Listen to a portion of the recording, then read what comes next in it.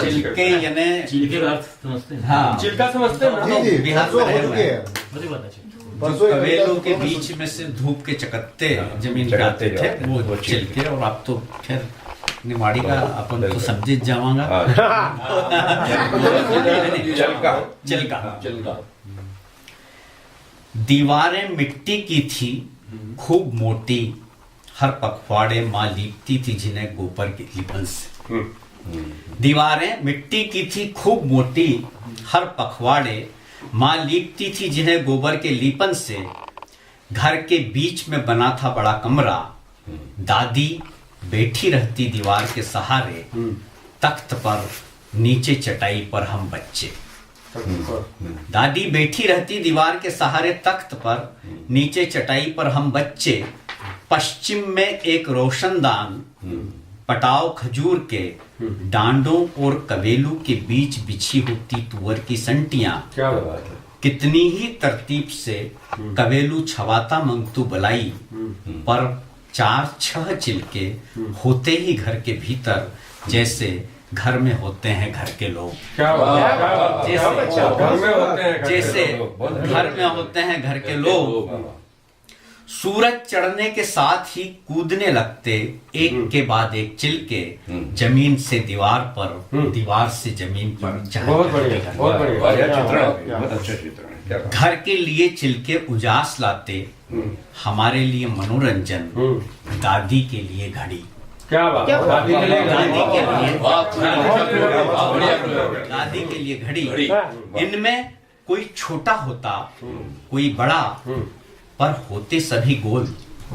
इनमें कोई छोटा होता कोई बड़ा, पर होते सभी गोल। जैसे दादी के माथे पर मेण लगा कुकू का टीका। क्या बात है। जैसे दादी के माथे पर मेण लगा कुकू का टीका। बड़ा चिल्का दादा होता, सबसे छोटा पोता। बड़ा चिल्का दादा होता, सबसे छोटा पोता। पर मुझे याद नहीं आता कि इनमें से किसी एक को भी कभी चिल्की कहा गया। चिल्की कहा गया। मुझे याद नहीं आता कि इनमें से किसी एक को भी कभी चिल्की कहा गया हो। थरथराता हुआ क्यों चलता है चिल्का, थरथराता हुआ क्यों चलता है? पूछने पर बताती दादी, 7 घोड़ों का है सूरज नारायण का रथ। 100 योजन की गति से धड़धड़ाता भागता है, इस खातिर थरथराता है। इस खातिर थरथराता है चिल्का। किसी खास जगह पर चिल्कों को चिन्ह कर कहती दादी, 3 बजे हैं। बात पूरी होती न होती कि बज उठता कचहरी का गजर, टन टन टन। बज उठता कचहरी का गजर, टन टन टन। शाम होती विदा होते चिल्के, माँ को द्वारे देख और तेज दौड़ने लगते सूरज नारायण। पर घात लगाए बैठा रोशनदान, पकड़ ही लाता सूरज को, चस्पा कर देता पूर्वी दीवार पर। बहुत अच्छा। चस्पा कर देता पूर्वी दीवार पर। दादी कहती, चिल्कों का परदादा आया है ढूंढने अपने नाती पोतों को। दादी कहती, चिल्कों का परदादा आया है ढूंढने अपने नाती पोतों को। उजियारी रात में धीरे धीरे टटोलते हुए उतरते चांदनी के चिल्के, दमकते यहाँ वहां जैसे चांदी के रुपये।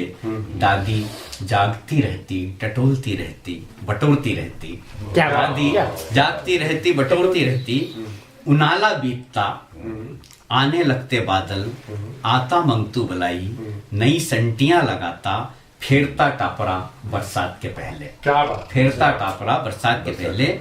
चिल्के फिर भी आ ही जाते, चिल्के फिर भी आ ही जाते। बदल जाती जगहें, आकार थोड़ा थोड़ा, एकाध कम हो जाता, बढ़ जाता एकाध। जैसे काका बाहर चले गए नौकरी, या फिर एक छोटा बच्चा नया।